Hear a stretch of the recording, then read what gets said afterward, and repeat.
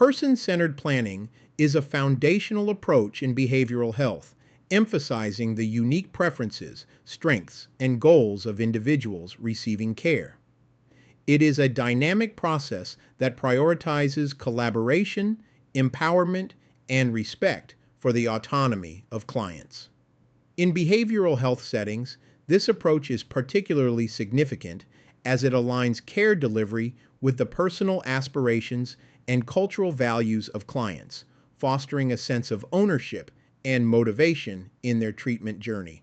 This comprehensive discussion delves into the principles, benefits, implementation strategies, challenges, and broader implications of person-centered planning in behavioral health. What are the principles of person-centered planning? Person-centered planning is guided by several core principles. 1. Respect for autonomy. Acknowledges clients as experts in their own lives, capable of making decisions about their care. 2. Holistic perspective. Considers all aspects of a client's life, including physical health, mental health, social connections, cultural identity, and personal aspirations. 3. Strengths-based approach. Focuses on the client's strengths, abilities, and resources, rather than solely on their challenges or deficits. 4. Collaboration and shared decision-making. Encourages active participation of clients, families, and multidisciplinary teams in developing and executing care plans. 5. Cultural competence. Ensures that planning processes are sensitive to and inclusive of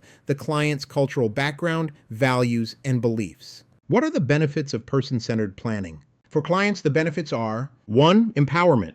Promotes a sense of control and self-efficacy by involving clients in decision-making processes. 2. Improved outcomes. Aligning care with clients' goals increases engagement, adherence to treatment, and satisfaction. 3. Enhanced quality of life. Addresses not just clinical symptoms, but also broader life domains, leading to holistic well-being. For staff, the benefits are: 1. Stronger therapeutic relationships. Collaboration fosters trust, empathy, and mutual respect. 2. Professional satisfaction. Witnessing clients achieve their goals can be deeply rewarding for behavioral health professionals. For organizations, the benefits are: 1. Higher satisfaction rates. Person-centered care often leads to positive feedback from clients and their families. 2. Compliance and accreditation. Many regulatory bodies prioritize person-centered approaches, making adherence critical for organizational success. What are the implementation strategies for person-centered planning? Establishing a foundation. 1. Training and education. Equip staff with knowledge and skills in person-centered practices, cultural competency, and effective communication. 2. Policy development. Create policies that institutionalize person-centered approaches, ensuring consistency and accountability. 3. Infrastructure support. Utilize technology such as electronic health records, EHRs, to facilitate collaborative planning and documentation. Engaging clients. 1. Building rapport. Establish trust and open communication to understand clients' preferences, values, and goals. 2. Goal setting. Collaborate with clients to identify short-term and long-term goals that are meaningful and achievable. 3. Ongoing dialogue. Regularly revisit and adjust plans to reflect changes in the client's circumstances or aspirations. Fostering collaboration. 1. Multidisciplinary teams. Involve professionals from diverse fields, e.g., psychiatry, social work, occupational therapy, to provide comprehensive care. 2. Family and community involvement. Engage client support systems to enhance the relevance and sustainability of care plans. 3. Feedback mechanisms. Create channels for clients to provide input and voice concerns about their care plans. What are the challenges in person-centered planning? Systemic barriers. 1. Resource constraints. Limited funding, staff shortages, and high caseloads can hinder the thorough implementation of person-centered approaches. 2. Standardization versus individualization. Balancing organizational requirements with the need for personalized care can be challenging. Staff-related challenges. 1. Resistance to change. Staff accustomed to traditional directive approaches may resist adopting collaborative methods. 2. Skill gaps. Insufficient training in person-centered techniques can limit effectiveness. Client-related challenges. 1. Limited engagement. Some clients may be hesitant to participate due to mistrust, stigma, or cognitive impairments. 2. Complex needs. Clients with severe mental health conditions or co-occurring disorders may require more intensive support to engage in planning. How do we overcome challenges? Organizational strategies. 1. Leadership commitment. Strong leadership is essential to champion person-centered values and allocate necessary resources. 2. Continuous quality improvement. Regularly evaluate and refine person-centered practices to address emerging challenges and opportunities. Staff support. 1. Comprehensive training. Provide ongoing education on person-centered planning, trauma-informed care, and cultural competence. 2. Supervision and mentorship. Offer guidance and feedback to staff as they develop and implement care plans. Client empowerment. 1. Education and advocacy. Inform clients about their rights and the benefits of active participation in their care. 2. Tailored approaches. Adapt planning methods to accommodate individual client needs, preferences, and abilities. What are the broader implications of person-centered planning? Advancing equity. 1. Reducing disparities. Tailoring care to individual needs helps address systemic inequities in behavioral health. 2. Inclusive practices. Ensuring that planning processes reflect the diverse cultural and social realities of clients promotes fairness and respect. Shaping policy and practice. 1. Regulatory standards. Advocacy for person-centered approaches at the policy level can drive systemic change. 2. Research and innovation. Evaluating the impact of person-centered planning contributes to the evidence base and informs best practices. We live in a society made up of systems that sometimes brush aside the critical importance of the individual. Implementing a person-centered culture and approach is an effective way to balance the power of the individual with the power of systems. By putting the individual at the center of the conversation and removing the assumption that we already know what's important to them brings about new awareness and possibility. Person-centered practices are simple tools that work to help people clarify what's important and to help them develop a simple plan they can implement. Every person is unique, and the service system must be able to respond flexibly to each person's situation, strengths, needs, and preferences. In doing so, our aim is to ensure the service system is driven by the very people it supports. Person-centered practices were originally born out of a necessity to listen to people, acknowledge their truth, and assist them to take action. In order to more fully understand another person's experience, a good place to start is to explore the questions as they apply to your own life. In the spirit of empathy, spend some time in your own inquiry by simply asking the questions we've laid out in this video before helping others. It will give you a well-informed perspective of what it feels like to be asked these questions. Focus on the elements you think would be helpful to the person, tailoring your questions and approach to the conversation. We open with seeking to understand your current state. This is the best place to start.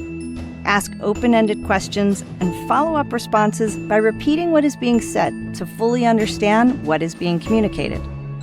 This will be beneficial for you and the person, as it will stimulate deeper reflection. Seeking to understand someone is more about building trust than finding solutions.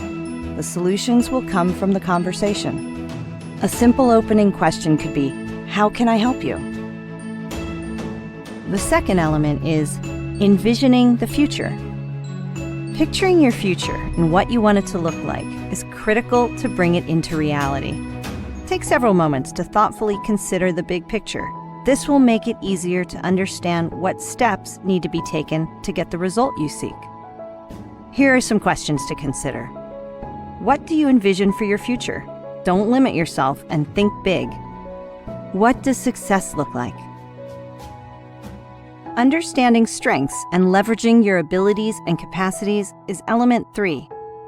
Once you have established trust, it's easier to get people to realize what tools they already have to solve their problem. Helping them list and acknowledge those resources can allay fears and give them confidence. You may want to ask, what strengths, abilities, and gifts do you bring to the situation? Element 4 is exploring challenges and barriers. This step has a way of giving your path greater clarity by helping you do some honest reality testing about what is possible. It also gives you strength by providing insight into what types of actions you can take to overcome challenges. Living your dreams and overcoming challenges equals perseverance and resilience. Consider what we just discussed and ask, what barriers are keeping you from implementing your future? Element 5 is tending the future. Your life will be difficult to direct if you are not intentionally finding ways to care for yourself along the journey. Acquire a new skill, join an activity or support group, establish daily routines for health and wellness. Your future will not be yours without actively reaching for it. Here are some questions for discussion. How do you define success? What actions, behaviors, or beliefs can you adopt that will make your future a success? Asking for help is element 6. You don't have to do it alone. In fact, you shouldn't. Seek out the support of others through family, friends, or service professionals. People want to help. Be clear about what you are requesting. Keep it simple. Often people are honored when asked to do so. Give them the opportunity to help. You won't regret it. Take an inventory of your relationships and ask, who is on my team and how can they help me to implement my plan? Our 7th and final element is stepping into the future. Taking action on what we want in life is the only way to fully realize that life. But you don't have to do it all at once. Take small steps that connect directly with your future. Seek the help of others. Don't give up, even when it becomes difficult. That is part of the reward of making your own life, the one you truly want. In preparing to take the first step, ask, if my success was assured, what bold steps would I take? The future is yours for the taking. What are you waiting for?